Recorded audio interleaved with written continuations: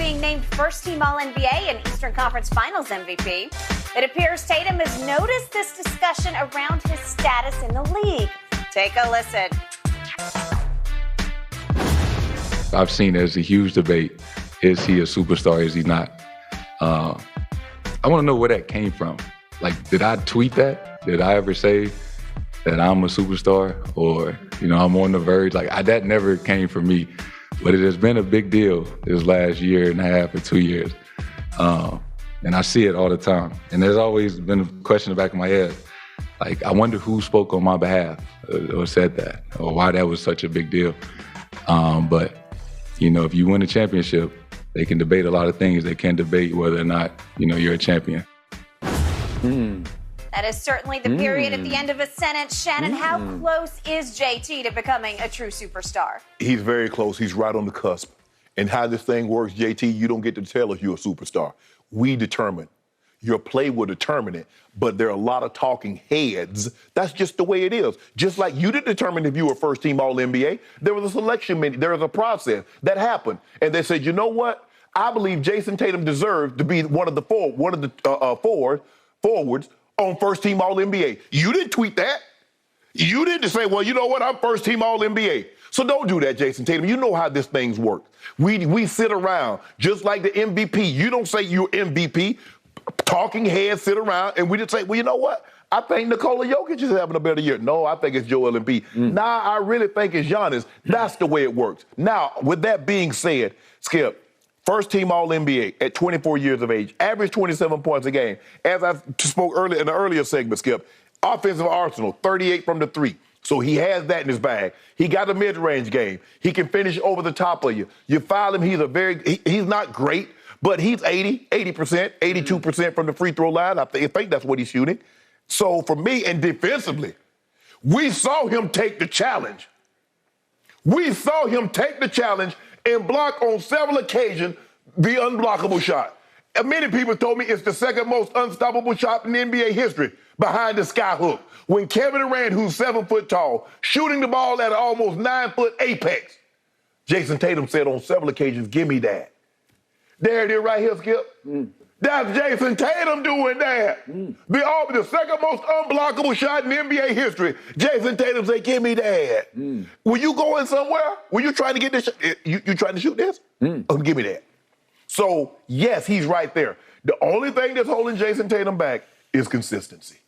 Because I saw what he did in a game 6 of the must-have. When Giannis went 44-20, he says, I got to do you one better. And he went and got 46, the second most points in an elimination game in Celtics history. We've seen him do it time and time again.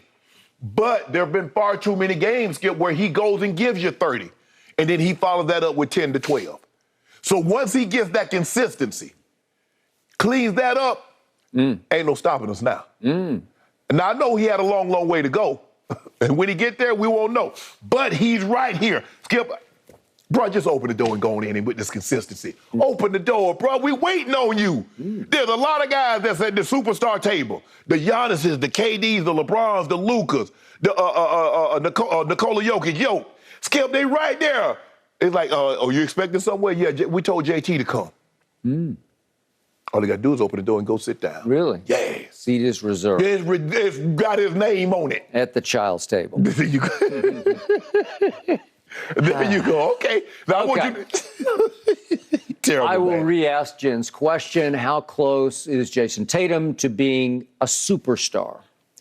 We are sitting, as we speak, right here on the west side of Los Angeles, California. Yeah. We are right at 3,000 miles from here to Boston, Massachusetts. That's about how close Jason Tatum is to being my definition of a superstar. 3,000 miles away, Skip. He's that. So basically, you said he's just a guy. Occasionally, he is a stupor star because he plays in a stupor, S-T-U-P-O-R, look it up. Stupor star. All right, I'm going to start with this. I have now witnessed 2 games of NBA Finals. Would you believe that your superstar Jason Tatum, from the 2-point range, is 4 of 22? Would you believe that's 18%? Would you believe that is the worst first two games, 2-point shooting in the history of the finals since the shot clock era. Would you believe that? That's the start he's off to from two. 4 of 22, 18%.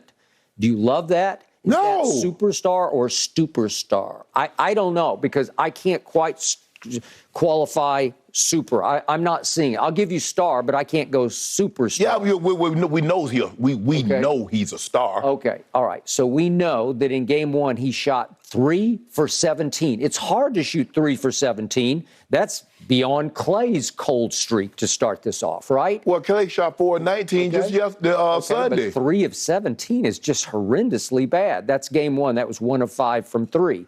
Then in game two, in the second half, after he played a nice first half, he just completely disappeared. I'm not saying he shrank. He just drifts through the rest of the game. He got 3 shots in the second half.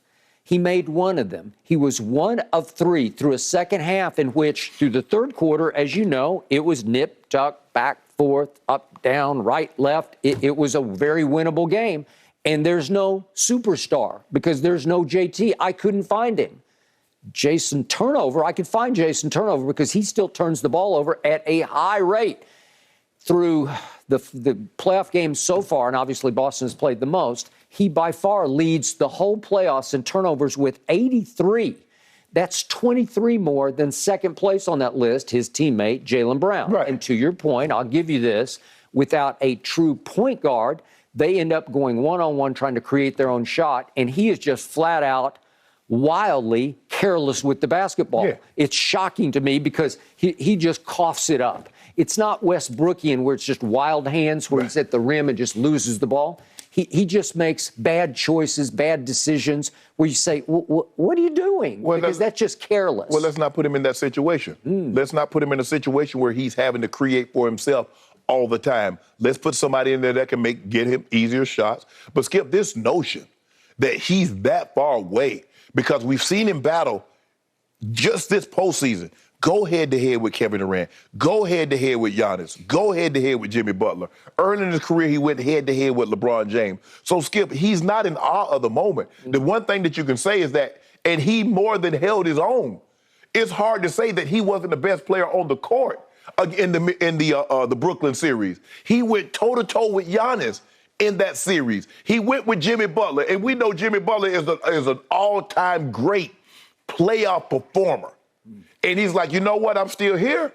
So he just, Skip, if he gets some consistency, and that's the difference, the superstar players currently and in years past, they were consistent. They didn't have these ebbs and flows, that dramatic difference. I'm not saying if you score 51 games, you need to follow it up with a 40, but if you score 50, you can't score 13.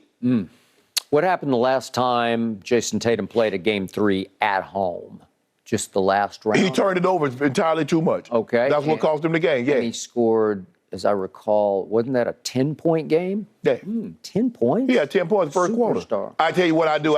give me a case for 10 in the first. I'm not going to do it. Why are you running scared all of a sudden? Because you're running scared. I don't want to do points. It's just he's too unpredictable. Okay, and he's the classic. He might score 15 in the first quarter and then 3 the rest of the way. Well, that's what. But I'm predicting. You keep saying he's unpredictable. I'm predicting. Okay, all right.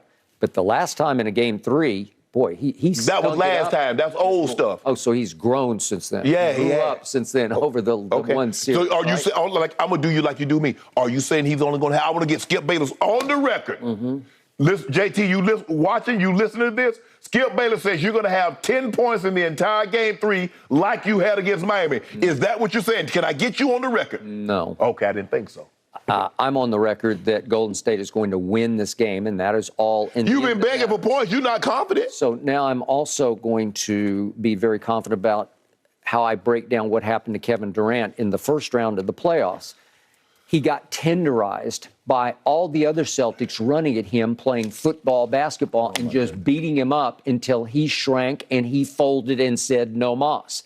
And Jason Tatum was able to block shots because Kevin Durant, for the first time in his life, he lost all faith in himself. I've never seen anything like it because they're coming at him in green waves, and he began to lose all touch with, how did I do this? And that was just a bad idea. He's going to his left, and he's trying to pull up and shoot at Jason Tatum, and it was like, here, I got a silver platter block just for you, Jason Tatum. Congratulations. Oh, but see, when Kevin Durant's running down the court and pulling up and shooting 1-foot threes, everybody, and have you ever seen anybody do this? Never seen one shot right in LeBron's grill? Yeah, but he tried to shoot one in JT's grill, and he sent it back at him. They gave it to him plus shipping and handling. Made sure he got it. They tenderize. Okay, now we're back to what we just watched Jason Tatum say. And it was very interesting to me that he's saying, well, wait a second, where did this come from? Because did I tweet it? Because this sounds like reluctant superstar to me, which should scare you, because I don't think he wants this label, because he doesn't want the expectations attached to this label, because he's having trouble coming up to this level and living up to your expectations, holding up the 0 jersey for him. And you could be right, Skip. But it just goes to show you, Jason, that's what people that watch the game closely and follow the game closely, that's what they think of you, that you're on the cusp of becoming a superstar. Don't shy away from it.